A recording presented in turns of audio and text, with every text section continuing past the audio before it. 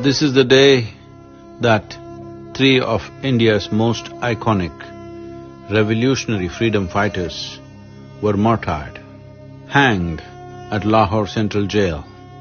Bhagat Singh and Sukhdev were only 23 and Shivaram Rajguru was 22. In their short lives, they lived such short lives, but we still remember them as one of the most prominent faces of India's freedom struggle. Sukhdev and Bhagat Singh began their struggle for India's freedom when they were still in college. They founded a forum that they called as Navjawan Bharat Sabha to inspire the fellow students and other youth to join the freedom struggle. A few years later, they met Rajguru, who was a Sanskrit scholar and a wrestler from Pune. He was inspired and drawn into the freedom struggle because of Chandrasekhar Azad. In 1927, the Simon Commission was formed to report on constitutional reform and the possibility of self-governance for India. But there were no Indians on the commission. This agitated many freedom fighters, including Lala Lajpat Rai, who led the protest in Lahore in 1928. Lala Lajpat Rai was targeted and beaten down by the Superintendent of Police, James Scott. He died after a few days of being critically injured. This protest became the turning point, and many young revolutionaries wanted to avenge Lala's death and the death of many others in that protest. So they planned to assassinate James Scott, the man who had beaten down Lala to death. Bhagat Singh, Chandrasekhar Azad, Sukhdev and Rajguru managed to assassinate the assistant superintendent, John Saunders, which triggered a huge police search operation, but they managed to escape. Despite the huge police effort to find and arrest them, these young men refused to lie low or give up their efforts for freedom. In 1929, the government planned to pass bills that were going to further repress the rights of Indian public. Then they decided to bomb the Central Legislative Assembly in Delhi.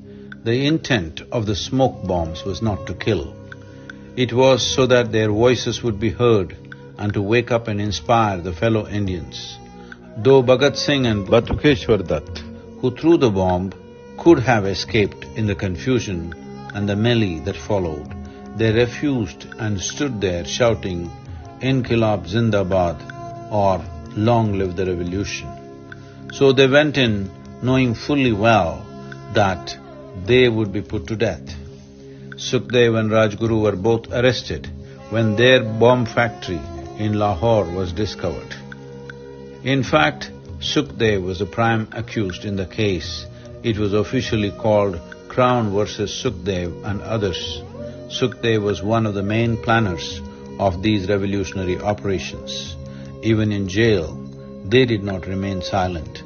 During the course of the trial, Bhagat Singh and his friends started the famous prison hunger strike to protest the unfair treatment of Indian prisoners in comparison to the British prisoners. They went on an indefinite hunger strike to demand for revolutionaries to be treated as political prisoners. Eventually, the British agreed to some of the demands and most of them ended the strike in September. But this was not good enough for Bhagat Singh, who still demanded the recognition of political prisoner label for the Indian prisoners. He only ended his strike after 116 days out of respect for a direct appeal from his father.